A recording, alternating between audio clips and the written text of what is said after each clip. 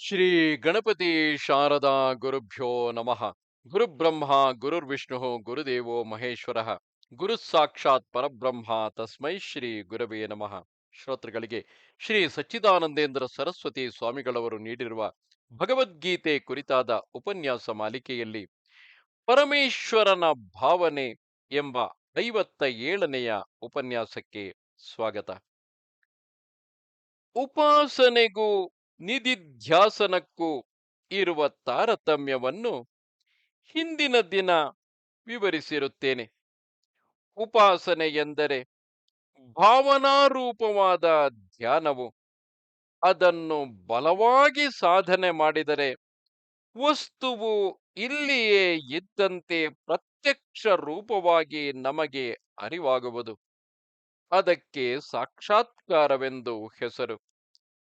ಈ ಸಾಕ್ಷಾತ್ಕಾರದ ಫಲವಾಗಿ ಕಾಲಾಂತರದಲ್ಲಿ ಲೋಕಾಂತರದಲ್ಲಿ ಧ್ಯೇಯ ವಸ್ತುವಿನ ನಿಜವಾದ ಪ್ರಾಪ್ತಿಯಾಗುವುದು.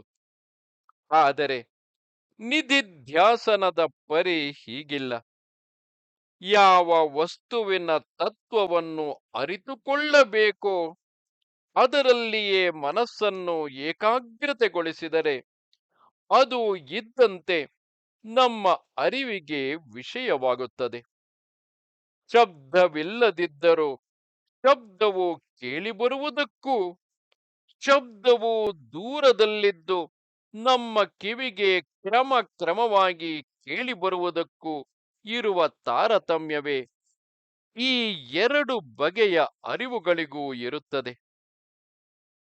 ಶ್ರೀ ರಾಮಾನುಜಾಚಾರ್ಯರು, ಶ್ರೀ ಶಂಕರಾಚಾರ್ಯರು ಇಬ್ಬರು ಜ್ಞಾನದಿಂದ ಮೋಕ್ಷವಾಗುವುದು ಎಂಬ ಸಿದ್ಧಾಂತವನ್ನು ಒಪ್ಪಿರುತ್ತಾರೆ. ಆದರೆ ಜ್ಞಾನವೆಂದರೆ ಏನು, ಈ ಬಗ್ಗೆ ಇಬ್ಬರಿಗೂ ಮತಭೇದವಿರುತ್ತದೆ. ರಾಮಾನುಜರ ಮತದಲ್ಲಿ ಉಪಾಸನೆಗಿಂತ ಬೇರೆಯಾದ ಜ್ಞಾನವನ್ನೇ ಶಾಸ್ತ್ರದಲ್ಲಿ ಹೇಳಿರುವುದಿಲ್ಲ. ಪರಮೇಶ್ವರನನ್ನು ಧ್ಯಾನ ಮಾಡಿ ಕಾಲಾಂತರದಲ್ಲಿ ಲೋಕಾಂತರದಲ್ಲಿ ಪರಮೇಶ್ವರನ ಸಾಮ್ಯವನ್ನು ಪಡೆಯುವುದೇ ಮುಕ್ತಿ ಎಂಬುದು ಆ ಆಚಾರ್ಯರ ಅಭಿಪ್ರಾಯವು. ಆದರೆ ಶಂಕರಾಚಾರ್ಯರ ಅಭಿಪ್ರಾಯವೇನೆಂದರೆ ಉಪಾಸನೆ ಎಂಬ ಭಾವನಾರೂಪ ಜ್ಞಾನವನ್ನು ಶಾಸ್ತ್ರದಲ್ಲಿ ಹೇಳಿದೆ. ಆದರೆ ಅದಕ್ಕಿಂತ ಮೇಲಿನದಾಗಿ ನಿಧಿಧ್ಯಾಸನದಿಂದ ಸಿಕ್ಕುವ ವಸ್ತು ತತ್ವ ಜ್ಞಾನವು ಒಂದಿದೆ. ಆ ಜ್ಞಾನದಿಂದಲೇ ಮುಕ್ತಿ ಎಂಬುದು ಆ ಆಚಾರ್ಯರ ಮತವು. ಈ ಇಬ್ಬರ ಮತದಲ್ಲಿ ಇವರದ್ದು ಸರಿ ಅವರದ್ದು ಸರಿ ಎಂದು ಜಗಳವಾಡುವುದರಿಂದ ಯಾವ ಪ್ರಯೋಜನವೂ ಆಗುವುದಿಲ್ಲ. ಸಾಧಕರಾದವರು ಶ್ರದ್ಧೆಯಿಂದ ಸಾಧನ ಮಾಡಿ ತಾವು ತಾವೇ ಸ್ವಂತ ಅನುಭವದಿಂದ ಒಂದು ನಿರ್ಧಾರಕ್ಕೆ ಬರಬೇಕಾಗಿರುತ್ತದೆ.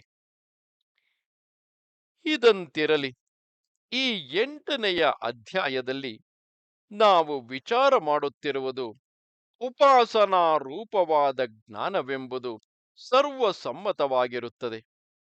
ಹಿಂದಿನ ಅಧ್ಯಾಯದ ಕೊನೆಯಲ್ಲಿ ಸೂತ್ರ ರೂಪವಾಗಿ ಹೇಳಿರುವ 2 ಶ್ಲೋಕಗಳ ವಿಸ್ತಾರವು ಇಲ್ಲಿರುತ್ತದೆ. ಆದ್ದರಿಂದ ನಾವು ಭಾವನಾ ದೃಷ್ಟಿಯಿಂದಲೇ ಇಲ್ಲಿರುವ ವಿಷಯಗಳನ್ನು ಗ್ರಹಿಸಬೇಕು. ಆದ್ದರಿಂದ ಇಲ್ಲಿ ಶ್ರದ್ಧೆಗೆ ಹೆಚ್ಚಿನ ಸ್ಥಾನವಿರುತ್ತದೆ. ಯಾರು ಶ್ರದ್ಧೆಯಿಂದ ಉಪಾಸನೆ ಮಾಡುವರೋ ಅವರಿಗೆ ಈ ಲೋಕದಲ್ಲಿ ಉಪಾಸನೆಯ ಫಲವಾಗಿ ಸಾಕ್ಷಾತ್ಕಾರವು, ಅದರಿಂದಾಗುವ ಶಾಂತಿಯು ಅನುಭವಕ್ಕೆ ಬರುವವು. ಪರಲೋಕದಲ್ಲಿ ಶಾಸ್ತ್ರೋಕ್ತವಾದ ಪರಮ ಫಲವು ಲಭಿಸುವುದು. ಅರ್ಜುನನು ಹಿಂದಿನ ಅಧ್ಯಾಯದಲ್ಲಿ ಹೇಳಿರುವ ವಿಷಯದ ವಿವರಣೆಯನ್ನು ತಿಳಿಯಬೇಕೆಂದು ಪ್ರಶ್ನೆ ಮಾಡುತ್ತಿದ್ದಾನೆ. ಎಲೈ ಪುರುಷೋತ್ತಮನೇ, ಆ ಬ್ರಹ್ಮವೆಂಬುದು ಯಾವುದು? ಅಧ್ಯಾತ್ಮವೆಂದರೆ ಯಾವುದು? ಕರ್ಮವೆಂದರೆ ಯಾವುದು? ಅಧಿಭೂತ, ಅಧಿದೈವ ಇವುಗಳು ಯಾವುವು? ಅಧಿಯಜ್ಞನೆಂದರೆ ಯಾರು? ಅವನು ಹೇಗೆ ಅಧಿಯಜ್ಞನು? ಜನರು ಸಾಯುವ ಕಾಲದಲ್ಲಿ ನಿನ್ನನ್ನು ಚಿಂತಿಸಬೇಕೆಂದೆಯಲ್ಲ, ಹೇಗೆ ಚಿಂತಿಸಬೇಕು ಎಂಬುದು ಅವನ ಪ್ರಶ್ನೆ.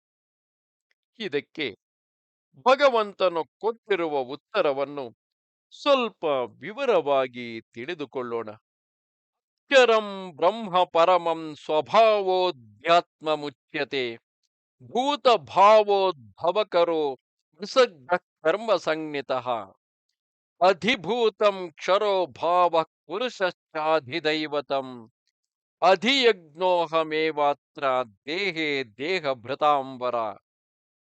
ಬ್ರಹ್ಮವೆಂದರೆ ಪರವಸ್ತುವಾದ ಅಕ್ಷರ ತತ್ವವು, ನಾಶವಾಗದ ಪರಮಾರ್ಥ ತತ್ವವು. ಹಿಂದೆ ಎರಡನೆಯ ಅಧ್ಯಾಯವೇ ಮುಂತಾದ ಕಡೆಗಳಲ್ಲಿ ನಮ್ಮಗಳೆಲ್ಲರ ನಿಜವಾದ ಆತ್ಮನು ಪರಮಾತ್ಮನೆಂತಲೂ ಅವನಲ್ಲಿ ಜನ್ಮ ವೃದ್ಧಿ ಕ್ಷಯಾದಿ ವಿಕಾರಗಳು ಇಲ್ಲವೆಂತಲೂ ಯುಕ್ತಿಪೂರ್ವಕವಾಗಿ ತೋರಿಸಿಕೊಟ್ಟಿತ್ತು. ಇದು ಯಾರ ಅನುಭವಕ್ಕೆ ನೇರಾಗಿ ತಿಳಿದು ಬಂದಿಲ್ಲವೋ ಅವರು ಶಾಸ್ತ್ರ ವಚನದ ಆಧಾರದಿಂದ ನಾಶವಾಗದೇ ಇರುವ ಯಾವ ವಿಕಾರವೂ ಇಲ್ಲದ ತತ್ವವೇ ಬ್ರಹ್ಮವು ಎಂದು ನಂಬಬೇಕು. ಯಾರು ಭಗವಂತನನ್ನು ಆಶ್ರಯಿಸಿ ಜರಾಮರಣಗಳಿಂದ ಬಿಡುಗಡೆಯಾಗಬೇಕೆಂದು ಪ್ರಯತ್ನಿಸುತ್ತಿರುವರೋ ಅವರು ಮೊಟ್ಟ ಮೊದಲು ಈ ನಂಬಿಕೆಯನ್ನು ಮನಸ್ಸಿಗೆ ಹತ್ತಿಸಿಕೊಳ್ಳಬೇಕು. ಅಧ್ಯಾತ್ಮವೆಂದರೆ ಸ್ವಭಾವವು. ಅಧ್ಯಾತ್ಮವೆಂಬ ಶಬ್ದಕ್ಕೆ ಸ್ವಲ್ಪ ವಿವರಣೆ ಅವಶ್ಯಕವು. ಅಧ್ಯಾತ್ಮ ಎಂದರೆ ಶರೀರದೊಳಗೇ ಇರುವ ತತ್ವವು. ಶರೀರದ ಹೊರಗೆ ಇರುವುದು ಅಧಿಭೂತವು. ಹೊರಗಿನ ವಿಷಯಗಳನ್ನು ತಿಳಿಯುವುದಕ್ಕೆ ಸಾಧಕವಾಗಿರುವ ಸೂರ್ಯ, ಚಂದ್ರ ಮುಂತಾದವು ಅಧಿದೈವ. ಹೀಗೆ ಪ್ರಪಂಚವನ್ನು ಮೂರು ವಿಂಗಡವಾಗಿ ತಿಳಿಸುವುದು ಆಸ್ತಿಕ ದರ್ಶನಗಳಲ್ಲಿ ಒಂದು ಕ್ರಮವು. ನಮ್ಮೊಳಗಿನ ತತ್ವವನ್ನು ತಿಳಿದರೆ ಪ್ರಪಂಚವೇ ಬೇರೆ ರೀತಿಯಲ್ಲಿ ಕಾಣುವುದು. ನಮ್ಮ ಒಳಗಿರುವ ಮನಸ್ಸು, ಪ್ರಾಣ, ಬುದ್ಧಿ ಇವೆಲ್ಲಕ್ಕಿಂತಲೂ ಒಳಗಿರುವ ಸಾಕ್ಷಿ ಚೈತನ್ಯವೇ ನಮ್ಮೆಲ್ಲರಿಗೂ ಆತ್ಮನಾಗಿರುತ್ತಾನೆ. ಇದನ್ನು ತಿಳಿದರೆ ನಮ್ಮ ದೃಷ್ಟಿಕೋನವು ಬದಲಾಗಿಸುವುದು. ನಮ್ಮ ಸುತ್ತಮುತ್ತಲಿನ ಪ್ರಾಣಿಗಳಲ್ಲಿ ಹೆಚ್ಚಿನ ಪ್ರೇಮ ಉಂಟಾಗುವುದು. ಈ ಅಧ್ಯಾತ್ಮ ತತ್ವವನ್ನು ಜನರಿಗೆ ತಿಳಿಯಪಡಿಸುವುದು ಪ್ರಕಾಶವು. ಈ ನಮ್ಮ ಕಾರ್ಯಾಲಯವು ಅಧ್ಯಾತ್ಮ ವಿದ್ಯೆಯ ಪ್ರಚಾರಕ್ಕಾಗಿಯೇ ಸ್ಥಾಪಿತವಾಗಿರುವುದರಿಂದ ಇದಕ್ಕೆ ಅಧ್ಯಾತ್ಮ ಪ್ರಕಾಶ ಕಾರ್ಯಾಲಯ ಎಂದು ಹೆಸರು. ಈ ಹೆಸರನ್ನು ಕೇಳಿ ಅನೇಕರು ಈ ಶಬ್ದದ ಅರ್ಥವನ್ನು ತಿಳಿದುಕೊಳ್ಳದೆ ಈ ಸಂಸ್ಥೆಯಲ್ಲಿ ಅಧ್ಯಾತ್ಮ ರಾಮಾಯಣವನ್ನು ಮಾರುತ್ತಾರೆಂದು ನಂಬಿರುತ್ತಾರೆ. ಇದು ಒಂದು ಕಡೆಗಿರಲಿ. ಪ್ರಕೃತದಲ್ಲಿ ಉಪಯೋಗಿಸಿರುವ ಬ್ರಹ್ಮ, ಅಧ್ಯಾತ್ಮ ಮುಂತಾದ ಶಬ್ದಗಳೆಲ್ಲವೂ ಪಾರಿಭಾಷಿಕವಾಗಿರುತ್ತದೆ. ಭಗವಂತನೇ ಅವುಗಳ ಅರ್ಥವನ್ನು ಇಲ್ಲಿ ವಿವರಿಸುತ್ತಿದ್ದಾನೆ. ವ್ಯಾಕರಣವೇ ಮುಂತಾದ ಶಾಸ್ತ್ರಗಳಲ್ಲಿ ಗುಣ, ವೃದ್ಧಿ, ನದಿ ಮುಂತಾದ ಸಂಜ್ಞಾ ಶಬ್ದಗಳನ್ನು ಒಂದೊಂದು ಗೊತ್ತಾದ ಅರ್ಥದಲ್ಲಿ ಬಳಸಿರುವಂತೆಯೇ ಇಲ್ಲಿಯೂ ಬ್ರಹ್ಮಾದಿ ಶಬ್ದಗಳನ್ನು ಉಪಯೋಗಿಸಿರುತ್ತದೆ. ಬ್ರಹ್ಮವೆಂದರೆ ದೊಡ್ಡದು. ಆದರೆ ಯಾವುದಾದರೊಂದು ದೊಡ್ಡ ಪದಾರ್ಥವನ್ನು ಬ್ರಹ್ಮವೆಂದು ಇಲ್ಲಿ ಕರೆದಿಲ್ಲ. ವೇದಾಂತ ವೇದ್ಯವಾದ ನಾಶವಿಲ್ಲದ ಪರಮಾರ್ಥ ತತ್ವವೇ ಬ್ರಹ್ಮವು ಎಂದು ತಿಳಿಯಬೇಕು ಎಂದು ಹೇಳಿದ್ದು ಆಯಿತಷ್ಟೇ. ಇದರಂತೆ ಅಧ್ಯಾತ್ಮ ಎಂದರೆ ನಮ್ಮ ಶರೀರದಲ್ಲಿರುವ ಯಾವುದೋ ಒಂದು ವಸ್ತುವಲ್ಲ, ಸ್ವಭಾವವೇ ಎಂದರೆ ಪ್ರತಿ ದೇಹದಲ್ಲಿ ಒಳಗಿನ ಆತ್ಮನಾಗಿ ಇರುವಿಕೆಯೇ ಅಧ್ಯಾತ್ಮವು. ಇನ್ನು ಕರ್ಮವೆಂದರೇನು? ಕರ್ಮ ಶಬ್ದಕ್ಕೆ ಕೆಲಸ ಎಂದಿಷ್ಟೇ ಅರ್ಥವು. ಆದರೂ ಯಾವುದಾದರೊಂದು ಕೆಲಸವನ್ನು ಇಲ್ಲಿ ಕರ್ಮ ಎಂಬ ಮಾತಿನಿಂದ ತಿಳಿಸಿರುವುದಿಲ್ಲ. ಭೂತ ಭಾವೋದ್ಭವಕರವಾದ ಪ್ರಾಣಿಗಳು ಹುಟ್ಟುವಂತೆ ಮಾಡುವ ವಿಸರ್ಗವು, ದೇವತೋದ್ದೇಶದಿಂದ ಕೆರು ಪುರೋಡಾಶ ಮುಂತಾದ ದ್ರವ್ಯಗಳನ್ನು ತ್ಯಾಗ ಮಾಡುವುದು ಇಲ್ಲಿ ಕರ್ಮ ಎನಿಸುತ್ತದೆ. ಈ ಕರ್ಮದಿಂದ ಪ್ರಾಣಿಗಳು ಉತ್ಪತ್ತಿಯಾಗುವ ಬಗೆಯನ್ನು ಹಿಂದೆ 3ನೆಯ ಅಧ್ಯಾಯದ ವಿವರಣೆಯಲ್ಲಿ ಹೇಳಿದ್ದಾಗಿರುತ್ತದೆ. ಜರ ಮರಣದಿಂದ ಬಿಡುಗಡೆಯಾಗಬೇಕೆಂಬ ಉಪಾಸಕರು ಈ ಶಾಸ್ತ್ರೋಕ್ತ ಕರ್ಮದ ಮಹಿಮೆಯಲ್ಲಿಯೂ ನಂಬಿಕೆಯನ್ನಿಡಬೇಕು. ಈಗ ಅಧಿದೈವವೆಂದರೆ ಯಾವುದು?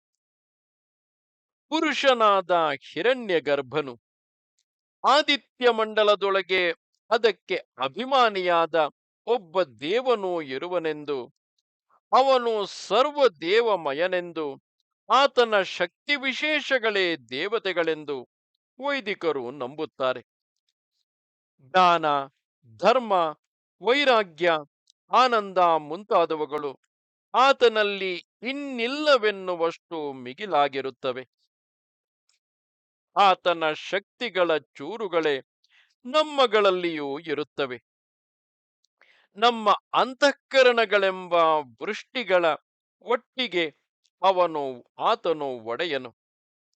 ಈ ಬ್ರಹ್ಮಾಂಡದಲ್ಲಿ ಆತನ ಆಳ್ವಿಕೆಗೆ ಒಳಪಡದೇ ಇರುವವು ಯಾವುವೂ ಇರುವುದಿಲ್ಲ. ಹೀಗೆ ಅವನಿಂದ ಇಡೀ ಜಗತ್ತೇ ಪೂರ್ಣವಾಗಿರುವುದರಿಂದ ಈತನಿಗೆ ಪುರುಷ ಎಂದು ಹೆಸರು. ಪ್ರಾಣಿಗಳಾದ ನಮ್ಮೆಲ್ಲರ ಕರಣಗಳಿಗೂ ಅನುಗ್ರಾಹಕನಾಗಿರುವುದರಿಂದಲೂ ಸರ್ವ ದೇವತಾಮಯನಾಗಿರುವುದರಿಂದಲೂ ಈತನ ಮೂಲಕವೇ ಸಾಧಕನು ಪರಗತಿಯನ್ನು ಹೊಂದಬೇಕಾಗಿರುವುದರಿಂದಲೂ ಈ ಪುರುಷನೇ ಅಧಿದೈವತವು ಎಂದು ಉಪಾಸಕನು ನಂಬಬೇಕು. ಇನ್ನು ಅಧಿಯಜ್ಞನೆಂದರೆ ಯಾರು? ಇದಕ್ಕೆ ಭಗವಂತನು ನಾನೇ ಅಧಿಯಜ್ಞವು, ನಾನೇ ಈ ದೇಹದಿಂದ ಮಾಡಬೇಕಾಗಿರುವ ಯಜ್ಞಕ್ಕೆ ಒಡೆಯನು ಎಂದು ಉತ್ತರ ಕೊಟ್ಟಿರುತ್ತಾನೆ. ಯಜ್ಞಕ್ಕೆ ಭಗವಂತನೇ ಗುರಿಯು ಎಂದು ಉಪಾಸಕನು ನಂಬಬೇಕು. ಈ ದಿನ ಕೃಷ್ಣಾಷ್ಟಮಿಯಾಗಿರುವುದರಿಂದ ಪ್ರಾಸಂಗಿಕವಾಗಿ ಸ್ವಲ್ಪ ಶ್ರೀಕೃಷ್ಣನ ವಿಚಾರವನ್ನು ಹೇಳುವೆನು. ಭಾಗವತದಲ್ಲಿರುವ ಒಂದು ಕಥೆಯನ್ನು ನೆನಪಿಗೆ ತಂದುಕೊಳ್ಳಿರಿ. ಯಜ್ಞಕ್ಕೆ ಕೇಂದ್ರವು ಯಾವುದು? ಪಶುವಲ್ಲ. ಈಗಿನವರು ಯಜ್ಞವೆಂದರೇನು ಎಂದು ಕೇಳಿದರೆ ಕೆಲವು ಪಶುಗಳನ್ನು ಕೊಲ್ಲುವ ಒಂದಾನೊಂದು ಕರ್ಮ ಎಂದು ಥಟ್ಟನೆ ಹೇಳಿಬಿಡುತ್ತಾರೆ. ಆದರೆ ಯಜ್ಞ ಎಂದರೆ ಭಗವಂತನ ಆರಾಧನೆಯು. ಅಲ್ಲಿ ಯಜಮಾನನು ಯಜ್ಞ ದೀಕ್ಷೆಯನ್ನು ಸ್ವೀಕರಿಸಿ ವ್ರತಸ್ಥನಾಗಿರುವನು. ಆತನು ಮಾಡುವ ದೇವತಾರಾಧನೆಗೆ ಸಹಾಯಕರಾಗಿ ಋತ್ವಿಜರುಗಳು ಬಂದಿರುವರು. ಸದಸ್ಸಿನಲ್ಲಿ ಕರ್ಮಜ್ಞಾನ ವಿದ್ಯಾ ವಿಶಾರದರಾದ ವಿದ್ವಾಂಸರುಗಳು ಚರ್ಚಿಸುತ್ತಾ ಕುಳಿತಿರುವರು. ಜನಕ ಮಹಾರಾಜನು ಮಾಡಿದ ಯಜ್ಞದಲ್ಲಿ ಸಾವಿರಾರು ಗೋಗಳ ಕೋಡಣಸನ್ನು ಚಿನ್ನದಿಂದ ಅಲಂಕಾರ ಮಾಡಿ ಬ್ರಹ್ಮವಿದ್ಯೆಯಲ್ಲಿ ಶ್ರೇಷ್ಠನಾದವನಿಗೆ ಸಂಭಾವನೆ ಎಂದು ನಿಲ್ಲಿಸಿದ್ದರೆಂಬ ಉಪನಿಷತ್ತಿನ ಕಥೆಯನ್ನು ನೆನಪಿಗೆ ತಂದುಕೊಂಡರೆ ಆಗ ಯಜ್ಞವೆಂದರೆ ಎಂಥ ಪವಿತ್ರವಾದ ಕರ್ಮ ಎಂಬುದರ ಅರಿವು ಸ್ವಲ್ಪ ಮಟ್ಟಿಗೆ ನಮಗೆ ಆದೀತು.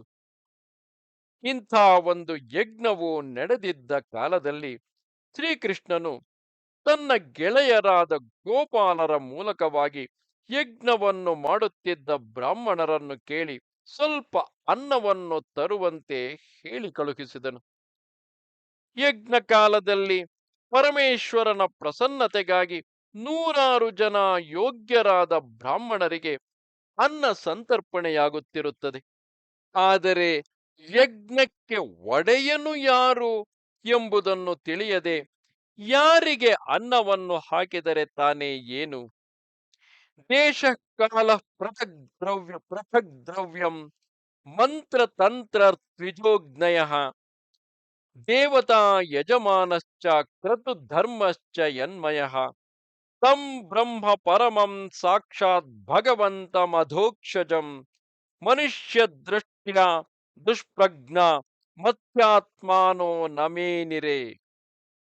ಯಜ್ಞವಾಗುವ ದೇಶ, ಕಾಲ, ಅದರಲ್ಲಿ ಉಪಯೋಗಿಸುವ ದ್ರವ್ಯಗಳು, ಕರ್ಮ ಕಾಲದಲ್ಲಿ ಉಪಯೋಗಿಸುವ ಮಂತ್ರ ತಂತ್ರಗಳು, ಯಜ್ಞಕ್ಕೆ ಸಹಾಯಕರಾದ ಋತ್ವಿಜರು, ಅಗ್ನಿಗಳು, ಯಜ್ಞಕ್ಕೆ ಉದ್ದೇಶ್ಯರಾಗಿರುವ ದೇವತೆಗಳು, ಯಜ್ಞವನ್ನು ಮಾಡುವ ಯಜಮಾನನು, ಆ ಯಜ್ಞವು, ಅದರಿಂದ ಉಂಟಾಗುವ ಧರ್ಮ, ಇವೆಲ್ಲವೂ ಯಾವ ಭಗವಂತನಿಗೆ ರೂಪ ವಿಶೇಷಗಳೋ ಆತನನ್ನು ಮನುಷ್ಯ ಮಾತ್ರನೆಂದು ಬಗೆದ ಆ ಬ್ರಾಹ್ಮಣರಿಗೆ ಯಜ್ಞಾನ್ನವನ್ನು ಶ್ರೀಕೃಷ್ಣನಿಗೇ ಕೊಡಬಹುದೆಂಬ ಉದಾರ ಬುದ್ಧಿಯು ಹೇಗೆ ತಾನೇ ಬಂದೀತು? ಅವರು ಕೊಡುತ್ತೇವೆನ್ನಲೂ ಇಲ್ಲ, ಕೊಡುವುದಿಲ್ಲ ಎನ್ನಲೂ ಇಲ್ಲ. ಆದರೆ ಅದೇ ಬ್ರಾಹ್ಮಣರ ಸ್ತ್ರೀಯರ ಪ್ರೇಮಮಯವಾದ ಹೃದಯದ ವ್ಯಾಪಾರವನ್ನು ನೋಡಿರಿ. ಅವರು ಯಾವ ಶಾಸ್ತ್ರವನ್ನು ಓದಿದವರಲ್ಲದಿದ್ದರೂ ಶ್ರೀಕೃಷ್ಣನ ವೃತ್ತಾಂತವನ್ನು ಕೇಳಿದ ಒಡನೆಯೇ ಉತ್ತಮವಾದ ಭಕ್ಷ್ಯ ಭೋಜ್ಯಗಳನ್ನು ತಂದು ಭಕ್ತಿಯಿಂದ ಸಮರ್ಪಿಸಿದರು. ಬ್ರಾಹ್ಮಣರಿಗೆ ಭೂತದಯೆ ಎಂಬುದೇನು ಗೊತ್ತಿಲ್ಲದ ವಿಷಯವಾಗಿರಲಿಲ್ಲ. ಆದರೆ ಅವರಿಗೆ ಹೃದಯಕ್ಕಿಂತ ಲೌಕಿಕ ಬುದ್ಧಿಯ ವಿಕಾಸವು ಹೆಚ್ಚಾಗಿತ್ತು. ಆದ್ದರಿಂದ ಅವರಿಗೆ ಶ್ರೀಕೃಷ್ಣನು ಭೂಭಾರವನ್ನು ಕಳೆಯುವುದಕ್ಕೆ ಅವತರಿಸಿದ ಪರಮಾತ್ಮನು ಆತನಿಗೆ ಕೊಟ್ಟ ಅನ್ನವು ಸಕಲ ಯಜ್ಞಗಳ ಫಲವನ್ನು ಕೊಡುವುದು ಎಂಬ ನಂಬಿಕೆ ಇಲ್ಲವಾಯಿತು. ಅಧಿಯಜ್ಞನು ಭಗವಂತನೆಂದು ತಿಳಿದು ಮಾಡುವ ಕರ್ಮದಿಂದಲೂ ಉಪಾಸನೆಯಿಂದಲೂ ಎಂಥ ಉತ್ತಮವಾದ ಆನಂದವಾದೀತು ಎಂಬುದು ಅನುಭವದಿಂದಲೇ ಗೊತ್ತಾಗುವುದು. ಈ ಶಾಸ್ತ್ರೀಯ ದೃಷ್ಟಿಯನ್ನು ಸ್ವಲ್ಪ ಅಳವಡಿಸಿಕೊಂಡರೆ ಸರ್ವಭೂತಮಯನಾದ ಸರ್ವ ದೇವತಾಮಯನಾದ ಭಗವಂತನ ಆರಾಧನೆಯು ಮನುಷ್ಯ ಜನ್ಮದ ಗುರಿ ಎಂಬುದನ್ನು ಸ್ವಲ್ಪ ಮನದಂದರೆ ಉತ್ತಮವಾದ ಕೃಷ್ಣಾಷ್ಟಮಿಯಾಗುವುದು. ಇಂಥ ಭಾವನೆಯು ಹೆಚ್ಚಾದರೆ ಜಗತ್ತಿನಲ್ಲಿರುವ ಸ್ವಾರ್ಥ ಬುದ್ಧಿಯು ಕಡಿಮೆಯಾಗಿ ಈಗ ಎಲ್ಲೆಲ್ಲಿಯೂ ಕಾಣುವ ದುರಾಗ್ರಹಗಳು, ಮುಷ್ಕರಗಳು ಇವೆಲ್ಲವೂ ನಿಲ್ಲುವವು. ನಮ್ಮ ಸ್ವಾರ್ಥದ ಬುದ್ಧಿಯನ್ನು ಬಿಡುವುದಿಲ್ಲ ಎಂಬ ಜನರ ಸಂಖ್ಯೆಯು ಕಡಿಮೆಯಾದಂತೆಲ್ಲ ಭೂಲೋಕದಲ್ಲಿ ಸುಖ ಶಾಂತಿಗಳು ಹೆಚ್ಚು ಹೆಚ್ಚಾಗಿ ಕಾಣಿಸಿಕೊಳ್ಳುವವು. ಇದು ಉಪಾಸಕರಲ್ಲದ ಲೌಕಿಕರು ಕೂಡ ಈ ವಿಚಾರದಿಂದ ಪಡೆದುಕೊಳ್ಳಬಹುದಾದ ಪ್ರಯೋಜನವು. ಅರ್ಜುನನು ಕೇಳಿದ್ದ ಇನ್ನೊಂದು ಪ್ರಶ್ನೆಗೆ ಈಗ ಭಗವಂತನು ಉತ್ತರವನ್ನು ಹೇಳುತ್ತಿದ್ದಾನೆ. ಅಂತಕಾಲೇ ಚ ಮಾಮೇವ ಸ್ಮರನ್ ಮುಕ್ತ್ವಾ ಕಲೇವರಂ ಯಃ ಪ್ರಯಾತಿ ಸಮದ್ಭಾವಂ ಯಾತಿ ನಾಸ್ತ್ಯತ್ರ ಸಂಶಯಃ. ಅಂತಕಾಲದಲ್ಲಿಯೂ ನನ್ನನ್ನೇ ಸ್ಮರಿಸುತ್ತಾ ಯಾವನು ದೇಹವನ್ನು ಬಿಟ್ಟು ತೆರಳುವನೋ ಆತನು ನನ್ನ ಭಾವವನ್ನು ಪಡೆಯುವನು. ಇದರಲ್ಲಿ ಸಂಶಯವಿಲ್ಲ.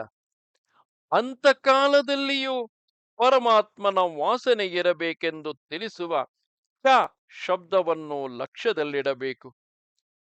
ಕೆಲವರು ತಮ್ಮ ವ್ಯವಹಾರದ ಕಾಲದಲ್ಲಿ ಹೇಗಿದ್ದರೂ ಚಿಂತೆಯಿಲ್ಲ, ಸಾಯುವ ಕಾಲದಲ್ಲಿ ಮಾತ್ರ ಶುಚಿಯಾಗಿದ್ದು ಪರಮಾತ್ಮನ ಸ್ಮರಣೆಯಿದ್ದರೆ ಅಷ್ಟು ಮಾತ್ರದಿಂದಲೇ ಸದ್ಗತಿಯಾಗುವುದೆಂದು ಭಾವಿಸಿಕೊಂಡಿರುತ್ತಾರೆ. ಇದು ಸರಿಯಲ್ಲ. ಅಂತಕಾಲವು ಪರಮಾತ್ಮನ ಸ್ಮರಣೆಗೆ ಮೀಸಲಾಗಿರಿಸಬೇಕಾದ ವಿಶೇಷ ಕಾಲವಲ್ಲ. ಯಾವಾಗಲೂ ಮಾಡುತ್ತಿರಬೇಕು ಎಂಬುದು ಮುಖ್ಯವು.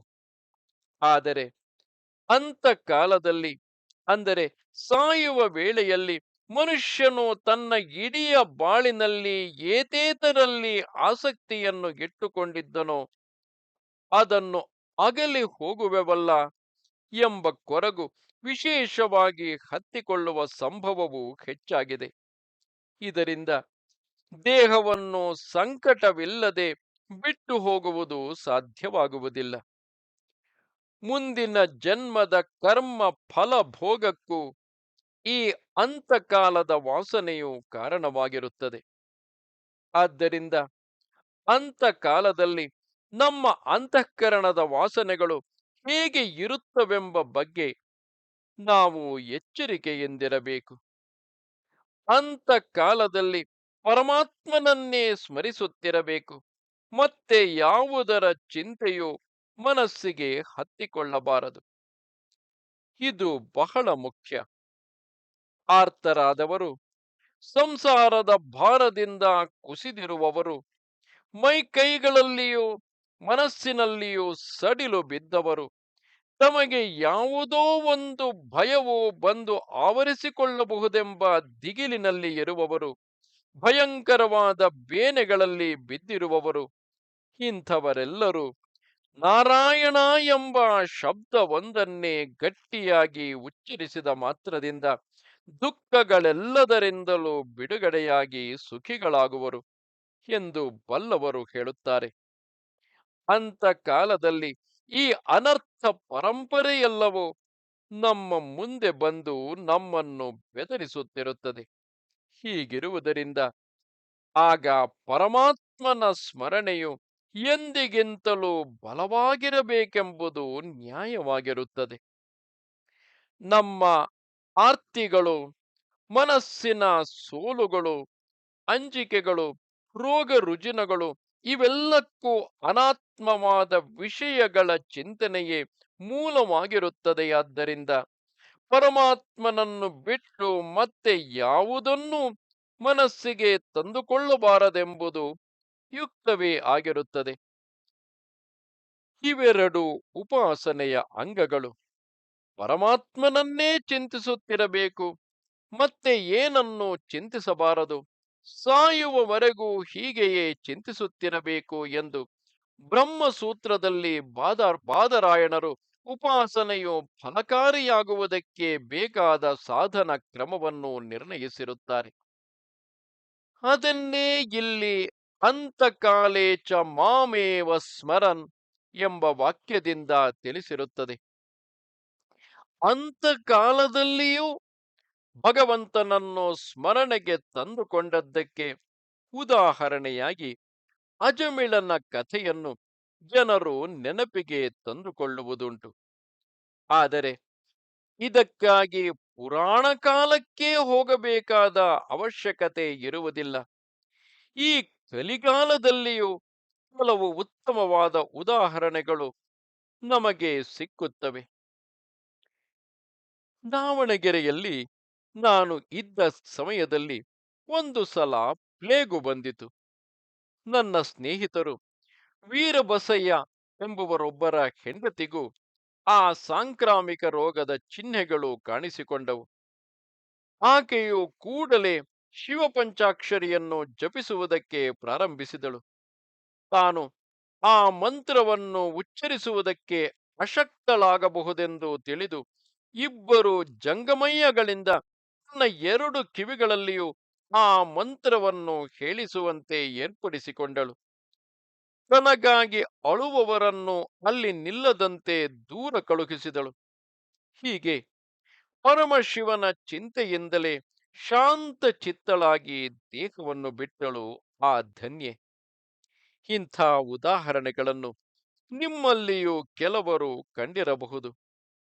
ರಾತ್ರಿಯಲ್ಲಿ ಮಲಗುವಾಗ ಶುಭವಾದ ಆಲೋಚನೆಗಳನ್ನು ಮನಸ್ಸಿನಲ್ಲಿ ತುಂಬಿಕೊಂಡು ನಿದ್ದೆ ಹೋದವನು ಯಾವ ದುಸ್ವಪ್ನಗಳನ್ನು ಕಾಣದೆ ಬೆಳಗ್ಗೆ ಮಂಗಳಕರವಾದ ಆಲೋಚನೆಯಿಂದ ಕೂಡಿ ಉಲ್ಲಾಸದಿಂದ ಏಳಬಹುದಾಗಿರುವಂತೆ ಸಾಯುವ ಕಾಲದಲ್ಲಿ ಭಗವಂತನಲ್ಲಿ ಚಿತ್ತವನ್ನಿಟ್ಟುಕೊಂಡು ದೇಹವನ್ನು ಬಿಟ್ಟವರಿಗೆ ಪರಲೋಕದಲ್ಲಿ ದುರ್ಗತಿಯಾದೀತು ಎಂಬ ಅಂಜಿಕೆ ಇರುವುದಿಲ್ಲ. ಮುಂದಿನ ಜನ್ಮದಲ್ಲಿ ದುಃಖವನ್ನು ಅನುಭವಿಸುವ ಶಂಕೆಯೂ ಇರುವುದಿಲ್ಲ. ಇಷ್ಟೇ ಅಲ್ಲ, ಸಾಯುವ ಕಾಲದಲ್ಲಿ ಇರುವ ಮನಸ್ಸಿನ ಸ್ಥಿತಿಯಿಂದಲೇ ಮುಂದಿನ ಗತಿಯನ್ನು ನಿರ್ಣಯಿಸಬೇಕಾಗಿರುವುದರಿಂದ ಅಂತ ಕಾಲದಲ್ಲಿ ಭಗವಂತನ ಸ್ಮರಣೆಯಿರುವುದು ಎಂಬುದು ಒಂದು ಅನರ್ಘ್ಯವಾದ ಆಸ್ತಿ ಎನ್ನಬೇಕಾಗಿದೆ. ಅಂತ ಕಾಲದ ಸ್ಮರಣೆಯು ಹೀಗೆ ಜೀವರುಗಳ ಮುಂದಿನ ಸ್ಥಿತಿಯನ್ನು ನಿರ್ಣಯಿಸುವುದೆಂಬುದು ಒಂದು ಸಾಮಾನ್ಯ ನಿಯಮವು. ಅದು ಭಗವಂತನ ಸ್ಮರಣೆಗೆ ಮಾತ್ರ ಅನ್ವಯಿಸುವುದಿಲ್ಲ.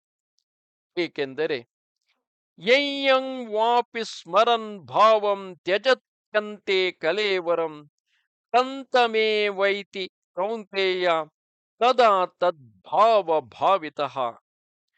ಮನುಷ್ಯನ ಅಂತಃಕರಣವೆಂಬುದೇನು? ಅದು ಒಂದು ವಾಸನೆಗಳ ಕಣಜ ಎನ್ನಬಹುದು. ಯಾವನು ಈವರೆಗೆ ಏನೇನು ಆಲೋಚನೆಯನ್ನು ಮಾಡಿಕೊಂಡಿರುತ್ತಾನೋ, ಯಾವ ಯಾವ ಮಾತುಗಳನ್ನು ಆಡಿರುತ್ತಾನೋ, ಯಾವ ಯಾವ ಕರ್ಮಗಳನ್ನು ಮಾಡಿರುತ್ತಾನೋ, ಯಾವ ಯಾವ ಸುಖ ದುಃಖಗಳನ್ನು ಅನುಭವಿಸಿರುತ್ತಾನೋ, ಅದೆಲ್ಲದರ ವಾಸನೆಗಳು ಅಂತಃಕರಣದಲ್ಲಿ ಇದ್ದುಕೊಂಡು ಬಿಟ್ಟಿರುತ್ತವೆ.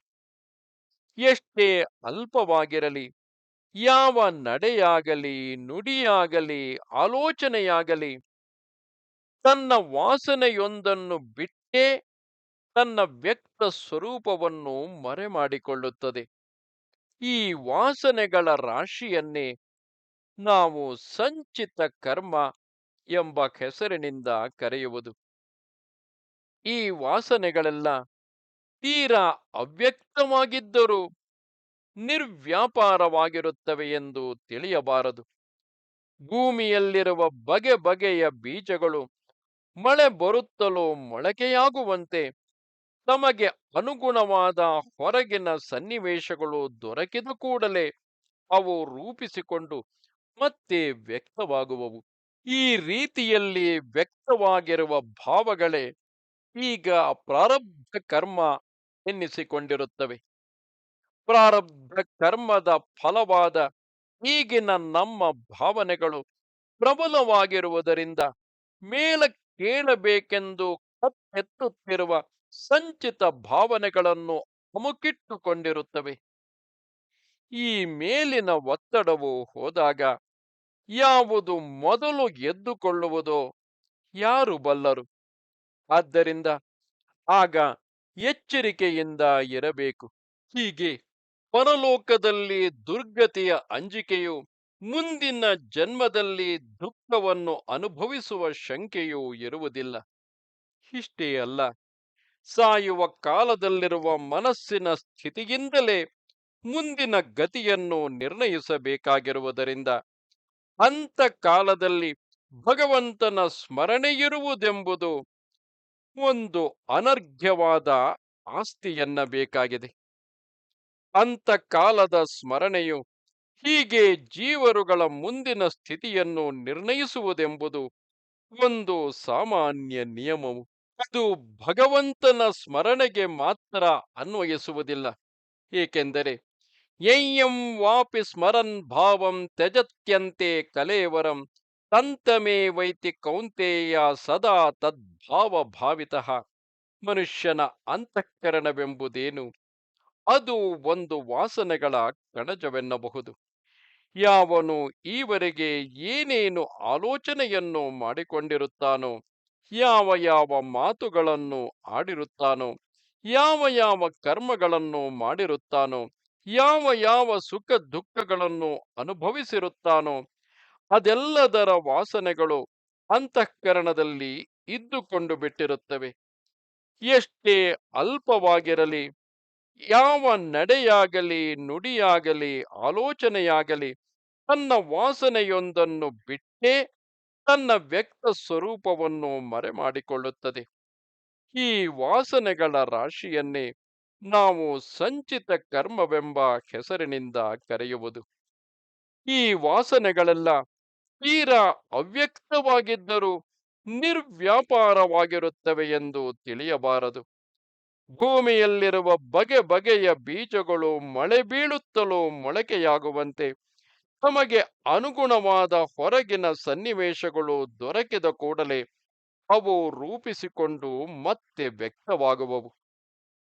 ಈ ರೀತಿಯಲ್ಲಿ ವ್ಯಕ್ತವಾಗಿರುವ ಭಾವಗಳೇ ಈಗ ಪ್ರಾರಬ್ಧ ಕರ್ಮ ಎನಿಸಿಕೊಂಡಿರುತ್ತವೆ.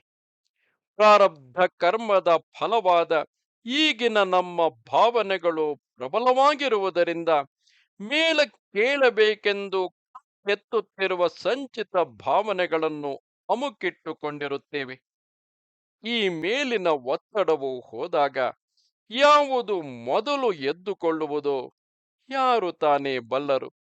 ಆದ್ದರಿಂದ ನಾವು ಎಚ್ಚರಿಕೆಯಿಂದಿರಬೇಕು. ಸಾಯುವ ಕಾಲಕ್ಕೆ ಪ್ರಾರಬ್ಧ ಕರ್ಮವು ಮುಗಿದು ಹೋಗಿರುತ್ತದೆ. ಸಂಚಿತದಲ್ಲಿ ಯಾವ ವಾಸನೆ ಪ್ರಬಲವಾಗಿರುವುದೋ ಅದು ಸಹಜವಾಗಿ ಎದ್ದುಕೊಳ್ಳುತ್ತದೆ. ಹರಿಕಥೆಯಲ್ಲಿ ಯಾರೋ ಒಬ್ಬರು ಒಂದು ಉಪಕಥೆಯನ್ನು ಹೇಳಿದರು. ಒಬ್ಬ ಸಾಹುಕಾರನು ಸಾಯುವ ಕಾಲಕ್ಕೆ ಕ ಕ ಕ ಎಂದನಂತೆ. ತಂದೆಯು ಯಾವುದೋ ರಹಸ್ಯವನ್ನು ತಿಳಿಸುವುದಕ್ಕೆ ಪ್ರಯತ್ನ ಮಾಡುತ್ತಿದ್ದಾನೆಂದು ಭಾವಿಸಿ ಮಕ್ಕಳು ಒಂದು ವೀರ್ಯವತ್ತರವಾದ ಔಷಧಿಯಿಂದ ಅವನಿಗೆ ಮಾತನಾಡುವ ಶಕ್ತಿಯು ಬರುವಂತೆ ಮಾಡಿಸಿದರು. ಆಗ ಆ ಮುದುಕನು ಕಸುಡಿಗೆಯನ್ನು ಕರು ಕಡಿಯುತ್ತಿದೆ ಎಂದನಂತೆ. ಅವನಿಗೆ ತನ್ನ ಆಸ್ತಿಯಲ್ಲಿ ತನ್ನ ಮನೆಯಲ್ಲಿರುವ ಒಂದು ಕಸುಡಿಕೆಯಲ್ಲಿ ಕೂಡ ಮಿತಿಮೀರಿದ ಅಭಿಮಾನವಿತ್ತು. ಆದ್ದರಿಂದ ಸಾಯುವಾಗಲೂ ಅದರ ಯೋಚನೆಯೇ ಹೊರತು ನನ್ನ ಬಾಳಿನಲ್ಲಿ ನಾನು ಮಾಡಿರುವ ಪಾಪ ಪುಣ್ಯಗಳು ಎಂಥವು, ಅವುಗಳ ಫಲವಾಗಿ ನನಗೆ ಪರಲೋಕದಲ್ಲಿ ಏನಾದೀತು, ಜನ್ಮಾಂತರದಲ್ಲಿ ಯಾವ ಫಲವಾದೀತು, ಎಂಥ ಜನ್ಮವು ಬಂದೀತು ಎಂಬುದರ ಯೋಚನೆಯೇನು ಮನಸ್ಸಿಗೆ ಬಂದಿರಲಿಲ್ಲ. ಆದರೆ ಎಂಥ ಯೋಚನೆಯಿಂದ ಕೂಡಿ ಮನುಷ್ಯನು ಸಾಯುವನೋ ಅಂಥ ಗತಿಯು, ಅಂಥ ಜನ್ಮವು ಮನುಷ್ಯನಿಗೆ ಬರುತ್ತದೆ. ಬದುಕಿರುವಾಗ ಎಂಥ ಭಾವಗಳನ್ನು ಅಂತಃಕರಣದಲ್ಲಿ ತುಂಬಿಕೊಂಡಿರುವನೋ ಅಂಥ ಕರ್ಮಗಳನ್ನು ಮಾಡುತ್ತಾನೆ. ಅಂಥ ವಾಸನೆಯು ಅಂತಃಕರಣದಲ್ಲಿ ಹೇರಳವಾಗಿರುತ್ತದೆ. ಸಾಯುವಾಗಲೂ ಅದಕ್ಕನುಗುಣವಾದ ವಾಸನೆಗಳೇ ಪ್ರಬಲವಾಗಿ ಮುಂದಿನ ಗತಿಯನ್ನು, ಜನ್ಮವನ್ನು ಗೊತ್ತುಪಡಿಸುವವು. ಆದ್ದರಿಂದಲೇ ಸಾಯುವ ಕಾಲಕ್ಕೆ ಭಗವಂತನ ಸ್ಮರಣೆಯೇ ಇರಬೇಕಾದರೆ ಯಾವಾಗಲೂ ಆ ಭಾವನೆಯಿಂದಲೇ ಅಂತಃಕರಣವು ಊರಿಕೊಂಡಿರಬೇಕು. ಸದಾ ತದ್ಭಾವ ಭಾವಿತಃ ಎಂದು ಭಗವಂತನು ಹೇಳಿರುತ್ತಾನೆ. ಗೀತೆಯಲ್ಲಿ ಉಪನಿಷತ್ತುಗಳಂತೆಯೇ ಅನನ್ಯ ಚಿತ್ತದಿಂದ ಭಗವಂತನನ್ನೇ ಚಿಂತಿಸುತ್ತಿರಬೇಕೆಂದು ಮತ್ತೆ ಮತ್ತೆ ಬೋಧಿಸಿರುವುದಕ್ಕೆ ಇದೇ ಕಾರಣವು. ನಾವು ಭಗವಂತನನ್ನೇ ಚಿಂತಿಸುವುದಕ್ಕೆ ಮಾಡಬೇಕಾದ ಪ್ರಯತ್ನವು ಯಾವುದು ಎಂದು ನೀವು ಕೇಳಬಹುದು. ಅದಕ್ಕೆ ಉತ್ತರವೇನೆಂದರೆ, ಗಾಳಿಯು ಈ ಕುಟೀರದ ಒಳಕ್ಕೆ ನುಗ್ಗುವುದಕ್ಕೆ ಏನು ಮಾಡಬೇಕೋ ಅಂಥ ಪ್ರಯತ್ನವನ್ನು ಮಾಡಬೇಕು. ಹೊರಗಡೆ ಗಾಳಿಯು ಎಲ್ಲ ಕಡೆಯಲ್ಲಿಯೂ ಮುತ್ತಿಕೊಂಡಿರುತ್ತದೆ. ನಾವು ಕಿಟಕಿಯನ್ನು ಮುಚ್ಚಿಕೊಂಡಿರುವುದೊಂದೇ ಅದು ಒಳಕ್ಕೆ ಬರುವುದಕ್ಕೆ ಅಡ್ಡಿ. ಒಂದು ಬಾರಿ ಕಿಟಕಿಗಳನ್ನು ತೆಗೆದೆವೋ ಇಲ್ಲವೋ ಕೂಡಲೇ ಗಾಳಿಯು ಒಳಕ್ಕೆ ನುಗ್ಗುತ್ತದೆ ಅಲ್ಲವೇ? ಇದರಂತೆ ನಾವು ವಿಷಯ ಚಿಂತನೆಗಳಿಂದ ಮನಸ್ಸನ್ನು ಮುಚ್ಚಬಾರದು. ಮನಸ್ಸಿನ ಕಿಟಕಿಗಳನ್ನು ತೆರೆದರೆ ಸಾಕು, ಕೂಡಲೇ ಪರಮಾತ್ಮನ ಚಿಂತೆಯು ಅದರೊಳಕ್ಕೆ ನುಗ್ಗುವುದು. ಮೊದಲನೆಯದಾಗಿ, ಶಾಸ್ತ್ರದಲ್ಲಿಯೂ ಪರಮಾತ್ಮನ ಅಸ್ತಿತ್ವದಲ್ಲಿಯೂ ನಂಬಿಕೆ ಇರಬೇಕು. ಇದು ಬಹು ಮುಖ್ಯವಾದದ್ದು. ಒಬ್ಬರ ಮನೆಯೊಳಗೆ ಸೇರಿರುವ ಕಳ್ಳನಿಗೆ ಇಂಥದ್ದೊಂದು ಕೊಠಡಿಯಲ್ಲಿ ಒಡವೆಯ ಪೆಟ್ಟಿಗೆ ಇದೆ ಎಂದು ತಿಳಿಯ ಬಂದರೆ ಅವನ ಮನಸ್ಸು ಎಲ್ಲಿರುತ್ತದೆ? ಯಾವಾಗ ಆ ಕೊಠಡಿಯೊಳಕ್ಕೆ ಹೋದೇನು, ಎಂದಿಗೆ ಆ ಪೆಟ್ಟಿಗೆಯನ್ನು ಅಪಹರಿಸಿ ಅದರೊಳಗಿನ ಒಡವೆಗಳನ್ನು ತೆಗೆದುಕೊಂಡೇನು ಎಂಬ ಯೋಚನೆಯೇ ಅವನ ತಲೆಯಲ್ಲೆಲ್ಲ ತುಂಬಿಕೊಂಡು ಬಿಡುತ್ತದೆಯಲ್ಲವೇ? ಯಜಮಾನನು ಇವನು ಕಳ್ಳನೆಂದು ಅರಿಯದೆ ತನಗೆ ಮಾಡುತ್ತಿರುವ ಅತಿಥಿ ಸತ್ಕಾರಗಳು ಯಾವುವು ಈ ಕಳ್ಳನಿಗೆ ರುಚಿಸುತ್ತಿರುವುದಿಲ್ಲ. ಎಂದಿಗೆ ರಾತ್ರಿಯಾದೀತು, ಯಾವಾಗ ದೀಪವನ್ನು ಆರಿಸಿಯಾರು, ಯಾವಾಗ್ಗೆ ಇವರಿಗೆಲ್ಲ ನಿದ್ರೆ ಹತ್ತೀತು, ಸುದೈವದಿಂದ ನನಗೆ ಕೊಠಡಿಯ ಪ್ರವೇಶವು ದೊರಕಬಾರದೆ ಎಂಬ ಹಂಬಲು ಅವನ ಅಂತಃಕರಣವನ್ನು ಮುಸುಕಿಕೊಂಡು ಬಿಡುತ್ತದೆ. ಇದರಂತೆಯೇ ಪರಮಾತ್ಮನೆಂಬ ನಿಧಿಯು ನಮ್ಮ ಹೃದಯದಲ್ಲಿದೆ. ಪರಮಾತ್ಮನನ್ನು ಧ್ಯಾನ ಮಾಡುವವರಿಗೆ ಆತನು ಒಲಿಯುತ್ತಾನೆ ಎಂಬ ಉಪದೇಶವನ್ನು ಕೇಳುವ ಮುಮುಕ್ಷುವಿಗೆ ಪರಮೇಶ್ವರನ ಚಿಂತೆಯೇ ಜೀವನವಾಗಿ ಬಿಡಬೇಕು. ಸದಾ ತದ್ಭಾವ ಭಾವಿತನಾಗಿ ಬಿಡಬೇಕು. ಹಾಗಾದರೆ ಆ ಭಗವಂತನನ್ನೇ ಉಪಾಸಕನು ಸೇರಿಬಿಡುತ್ತಾನೆ.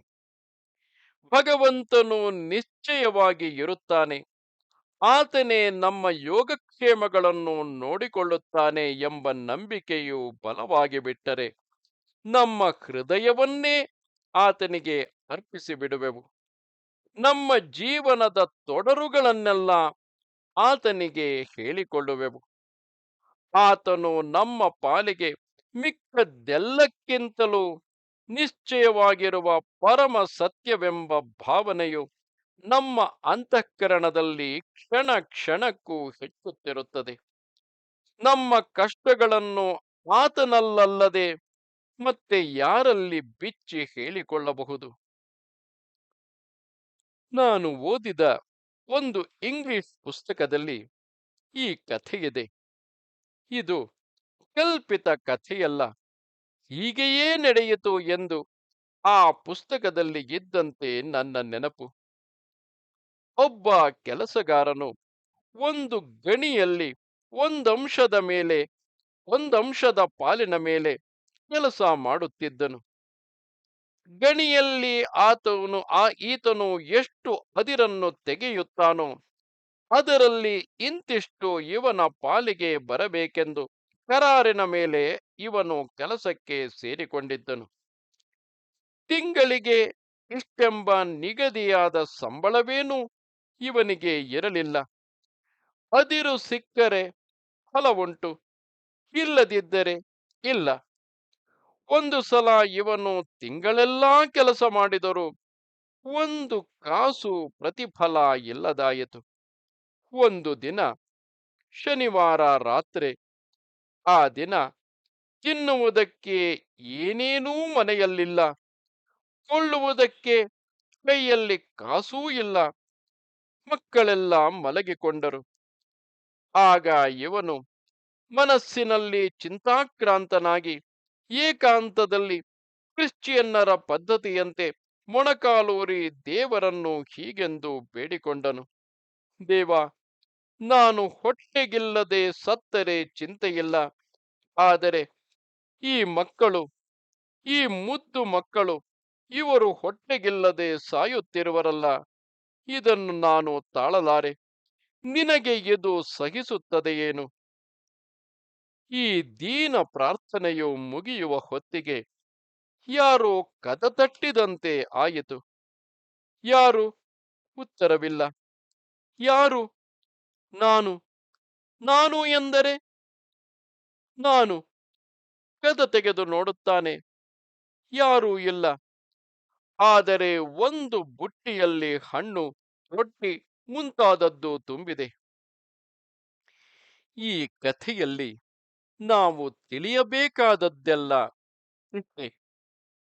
ಆ ಬಡ ಪ್ರಾಣಿಯು ಪರಮೇಶ್ವರನನ್ನು ಪ್ರಾರ್ಥಿಸುವಾಗ ದೇವರ ಅಸ್ತಿತ್ವದಲ್ಲಿ, ದೇವರು ನಮ್ಮ ಪ್ರಾರ್ಥನೆಯನ್ನು ಈಡೇರಿಸುವನೆಂಬ ವಿಷಯದಲ್ಲಿ ಅವನಿಗೆ ಎಂಥ ಅಚಲ ಶ್ರದ್ಧೆಯಿತ್ತು.